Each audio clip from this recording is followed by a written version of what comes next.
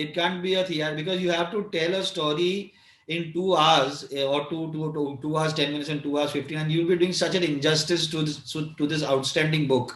Not only that, because our intention is to have all the 6 books, right? The first 8 episodes is just a kickstart into what we hope is going to be the journey that the audiences will take into the lives of all the 6 emperors. And it's very nuanced. Yeah, when the Hotstar team sent me the trailer, my first thing while it was loading was that how much am I going to hate it. I mean, how can these guys make a trailer on something that I have been living. So this whole arrogance which is there, that I've lived with this for 2.5 years, yeah, these people think that they're going to make a trailer, you know.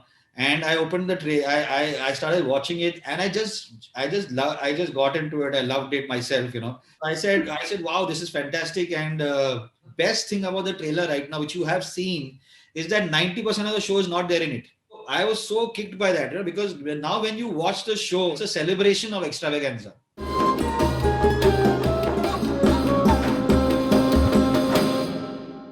Everything about the empire has been challenging. So whether you're doing 24 minutes of the apartment, right, for unpause, it's challenging, right? But now you multiply that into like 10,000. Right. Okay. In the case of the empire, because and then you have the lockdown, then you have the pandemic, then you're told you can only use 50 people as junior artists. Then you're told that you can, so our crew strength was 300 to 400 people. Hmm. Normally there were 300, 400 people on a set. Suddenly you had to now shoot during the pandemic and the lockdown, and you have to figure out how you're going to shoot, and etc. etc. We are very lucky that from get go we had a great writing room. We had a writing consultant from Hollywood, Matt Pikin, who came down to sit with us on the adaptation of the story. Bhavani Iyer sat with us on the adaptation, as well as Mitakshara, and then of course our internal team at MA was also there. Ranjana from Hotstar, who's the executive producer. We were all in the writing room, and honestly speaking, while I want to say that the writing room was very interesting, and we did a lot of work, and we got a lot of stuff done. The thing that actually was the during the pandemic, during the lockdown, suddenly we had a chance to go back to the writing. So we went back to the writing. We had actually just shot. We had shot about 20 days of the battle sequence, because we had realized that we need to do the battle sequence first, because it has about 20 minutes of VFX, which is which is going to take us 2 years to do. So we had to finish off that to send it out to VFX. But then we went into the first lockdown, and we just used that time to get back into the writing.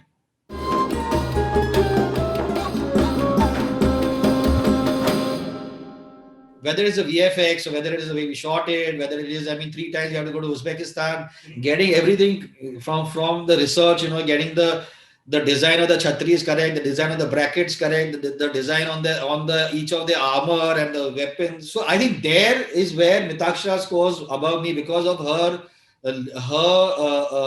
training ground under Bansali, which is to have patience.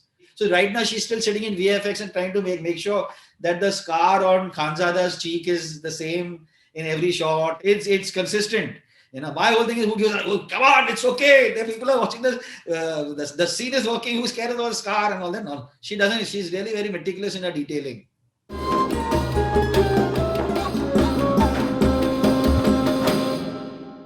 No, yeah. So we have an historian on board. I call him Ijaz Bhai. And yeah, we have to send from the scripts that we sent him for him to vet, and for him to approve of the scripts, to the costumes, to just later on with the edits were sent to him, lyrics, everything is sent to him.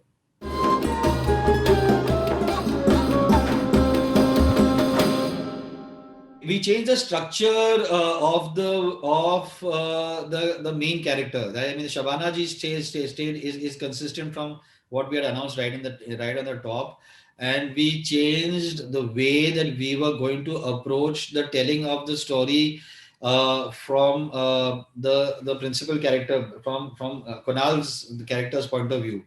So earlier we thought that that character will be played by 3 heroes. We reduced it to 2. We felt that Kunal would play both the younger and the older. That's how Kunal came into play. Dino is somebody that I just felt that Shehbani Khan needed a particular swag. Dino became that Bandra boy who has changed, who was completely metamorphosed had gone to a metamorphosis and become Shehbani Khan. Drashti is somebody that I had never worked with her. I was shown her work, and I was blown by the way that she was able to hold on to scenes. I felt that because of when Khanzada enters, I don't have time to build up or set up that character. You need to love her already when she enters. She needs to come in with a big image, right? She needs to, and Drashti has a huge image on television. And I think Gaurav Banerjee recommended, and I said, yeah, let me just see her work. And Mitakshara actually did a test with her. She loved her. Yeah. And she was the one who convinced me. She said that, I think we should go with Drashti.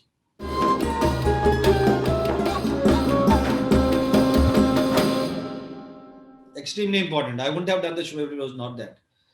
It's not, I'm not really, that's why it's called the Empire and it's not called the Emperor. We could have easily called it the Emperor. We could have easily called it, Badsha or whatever. It's not about that. It's the Empire. And when you see the sacrifices, and when you see it's both the sacrifices the women made as well as the games they played. I think that having Mitakshara on board, having Bhavani, Mitakshara, having our own writing team, which is headed by Roshni Ghosh, in internally, the women became very strong in the show. So my thing is that while we know about the lives of these emperors, we don't really understand what went into making them emperors by the women who actually were manipulating them. They turned the inside and outside of this dynasty, right? And that is what is there in the show, which is fantastic. For me, my favorite characters in the show are Ehsan Dalot, Khanzada, Gulrukh, and there's a very small role being played by a Persian actress who plays the role of Roxana. Fabulous, superb.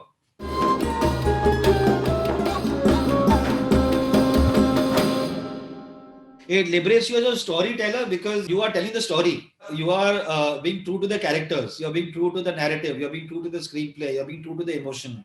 You don't have to worry about 100 crores on the by the second weekend. You don't have to do that. You just have to tell the story. You are collaborating with a team on the other side of the table who are as committed to telling the same story that you want to tell. You are not bothered about where is the Saki Saki and the Dilbar song going to come. I think that if you're lucky enough to be supported by your producers and the studio to do the song in a particular way which does not hamper the storytelling, then that's great. But most people don't get that opportunity. So I'm not talking only about myself. I'm talking about in general.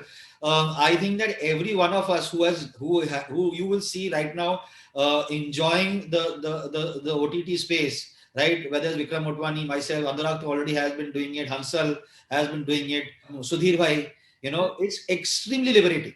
It's extremely liberating.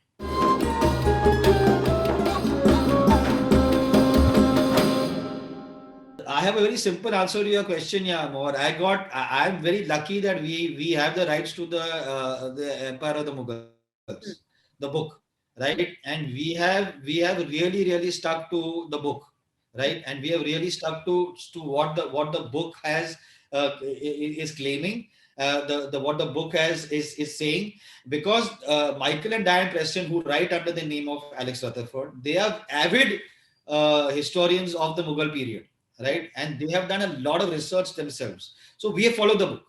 We have blindly followed the book, and we have the historian on board, right? So, and to answer your question, as creators and this thing, we have to be true to the story, like I said, right? We have to be true to the story and true to the characters. So the advantage that I think that the book has, or the book, this thing is that it tells a story of Babur, which is, he came to India only in his last 5 years of his life. When he was 42 and he died when he was 47. He fought against Ibrahim Lodi, right? So that is what we have actually told the story of this young boy who was 14 years old, who battled with the whole what was expected of him as a king and a warrior, and what he actually wanted to be, which is more like his father and more like what he aspired to be, and what he had to possibly give up, right, in between.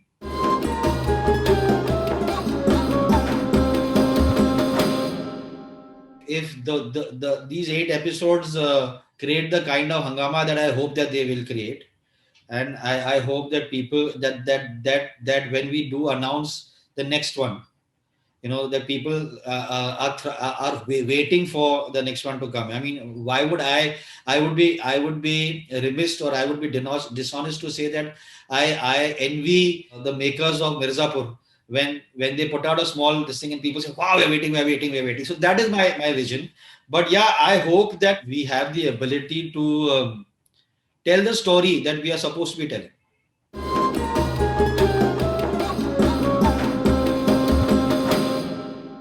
For me right now, it is that even if somebody says that, wow, I just saw this one shot and it's fantastic, I take pleasure in that also. For us, really, we have worked so hard on this show that we want people to like everything about it. Subscribe to Midday India. Get direct notifications on all our videos by clicking on the bell icon.